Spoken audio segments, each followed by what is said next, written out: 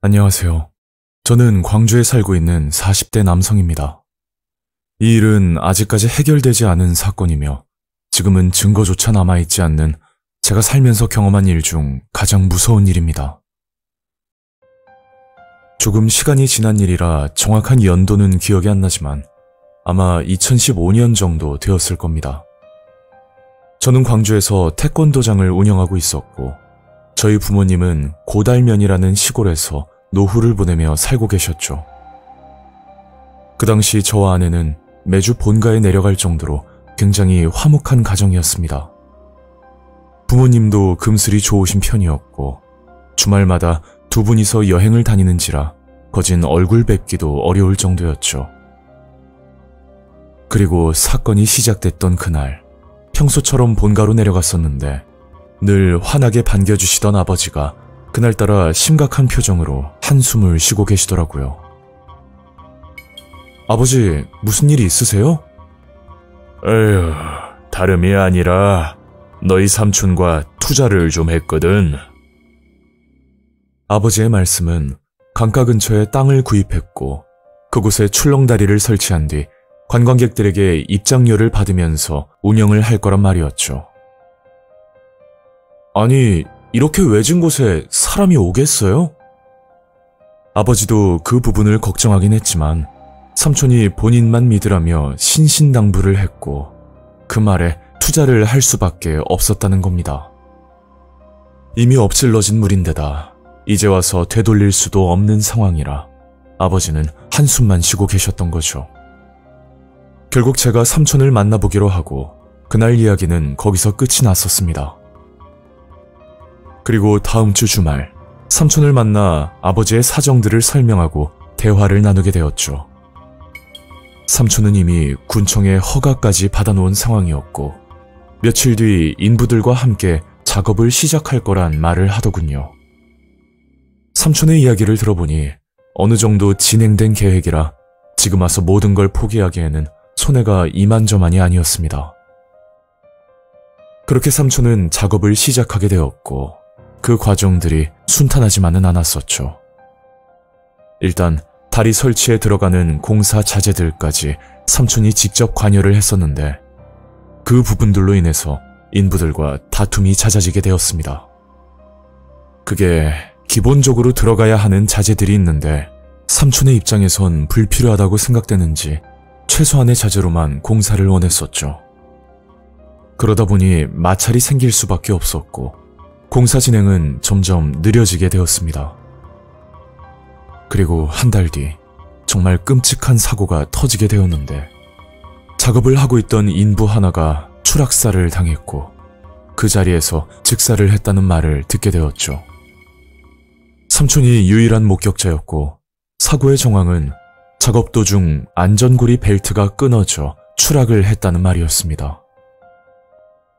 그 일로 인해서 한바탕 난리가 났었지만 삼촌은 단순 개인업자인데다 그리고 공사 금액도 적은 편이라 산재 처리도 해줄 수가 없었다고 하더라고요. 그렇게 최소한의 위로금을 지급한 뒤 그 일은 흐지부지 넘어갔고 공사 진행은 90% 이상 완료가 되어 마무리 작업에 들어갔을 시기였죠. 그날은 아내와 저녁을 먹고 집에서 쉬고 있었는데 어머니에게 전화가 걸려왔었습니다. 얘야, 큰일 났다. 아버지가 지금 위독하셔. 저는 자세한 상황도 듣지 못한 채 급히 병원으로 향했습니다. 중환자실 입구에는 이미 어머니와 삼촌이 와 계셨고 환자의 안정이 최우선이라는 병원의 지침 때문에 아버지의 상태는 확인할 수가 없었죠. 그제야 삼촌에게 상황 설명을 듣게 되었는데 아버지가 돌아가시지 않은 것만으로도 천만다행이라 생각했습니다. 그게 아버지가 다리를 구경하다 미끄러지는 사고가 일어났고 아직 보호장비가 설치되기 전이라 큰 부상을 입으셨다는 말이었죠. 미안하다. 내가 아버지를 잘 살폈어야 하는데 공사 막바지라 구경도 시켜드릴 겸 내가 불렀거든. 아휴, 이 모든 게 이 삼촌 탓이다. 삼촌은 혼자 자책을 하면서 눈물까지 보이셨고 다행히 아버지는 기적적으로 의식을 회복하셨습니다. 하지만 보호자 없이는 거동이 힘들 정도로 상태가 좋지 않으셨고 그때의 충격 때문인지 말씀조차 하지 못하셨죠. 그렇게 며칠 후 아버지를 찾아가 얼굴을 닦아드리고 있었는데 그때 아버지가 제 손을 붙잡더니 뭔가를 건네는 겁니다.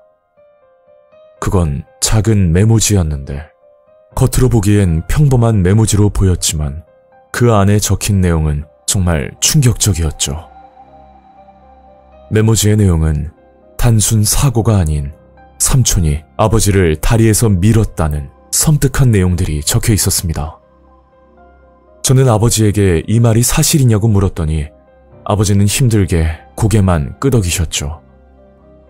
그 길로 곧장 경찰에 신고를 하려고 했으나 이게 섣불리 신고했다가 오히려 일을 그르칠 것 같은 생각에 일단 조금만 지켜보기로 했었습니다.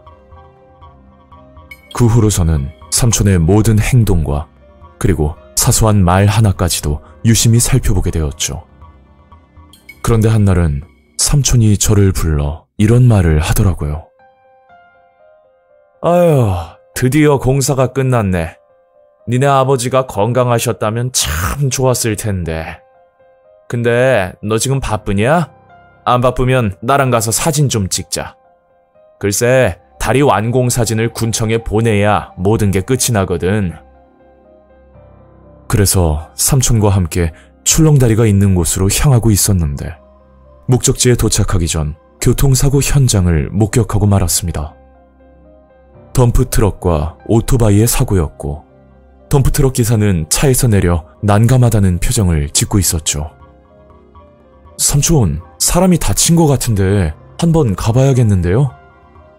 에이, 잘못하다가 우리가 피곤해질 수 있어. 그냥 119에 신고나 해줘라. 저는 삼촌의 말대로 119에 신고를 하고 나서 다시 출렁다리로 향하는데 그때 옆에 있던 삼촌이 소름 돋는 말을 하는 겁니다. 조카야, 네가 119에 신고했을 때 이미 출동했다는 말 못 들었지? 그게 뭘 의미하겠냐? CCTV도 없는 이런 외진 곳은 살아있는 사람 말이 법이란 말이야. 내가 볼 때는 덤프트럭 저 양반도 상대방이 죽길 기다리고 있었을걸? 삼촌은 그런 말들을 웃으면서 하는데 그 순간 아버지가 추락했던 모습이 떠오르면서 도저히 참고 있을 수가 없겠더라고요. 삼촌, 그래서 삼촌이 아버지를 밀었어요? 어? 그게 무슨 말이야? 아니 어떤 새끼가 그런 말을 해? 삼촌은 미친 듯이 화를 내고 차에서 내리더니 혼자서 다리 쪽으로 걸어가는 겁니다. 저는 혼자서 증거를 모으는 것도 사실상 힘들다고 판단이 들었고 이왕 이렇게 된 거 그냥 경찰에 신고를 하기로 했었습니다. 하지만 다리 주변에는 설치된 CCTV도 없고 삼촌이 아버지와 같이 있었던 건 맞지만 이게 직접적으로 밀었다는 결정적 증거가 없는 상황이라 결국 무혐의로 끝이 나고 말았었죠. 그 일 때문에 삼촌과의 관계는 남보다 못한 사이가 되어버렸고 이 일은 피해자만 남은 사건으로 남게 되었습니다. 저의 추측으로는 작업자가 사고를 당했을 때 삼촌이 예상하지 못한 지출이 생기자 같이 동업을 했던 아버지를 살해한 뒤 혼자서 수익을 챙기려고 했던 건 아닐까 그런 무서운 생각이 들었습니다. 그 후로 아버지는 병원에만 누워 계시다 2023년 2월 세상을 떠나셨죠. 다리 공사 중에 발생된 두 번의 추락사. 저는 이 일이 우연이 아닐 거라 생각합니다.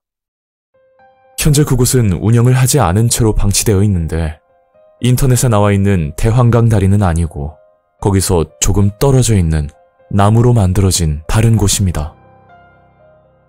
저는 출렁다리를 볼 때마다 돌아가신 아버지 생각에 가슴이 찢어질 듯 아프더라고요. 그리고 모든 진실을 알고 있는 상황인데 아무런 법적 처벌을 할 수 없다는 사실이 너무 화가 나고 억울하기만 합니다. 아버지와 금술이 좋으셨던 어머니도 아버지가 돌아가신 뒤 기력이 많이 약해지셨죠. 요즘 뉴스들을 보면 돈 때문에 사람을 죽인다는 말들이 많은데 그걸 옆에서 지켜본 저로서는 정말 상상도 할 수 없는 충격이었고 앞으로 살아가면서 평생 기억될 만큼 끔찍한 일 중에 하나였습니다. 오늘 이야기는 여기까지입니다. 구독과 좋아요 잊지 않으셨죠? 다음 영상으로 또 뵐게요. 감사합니다.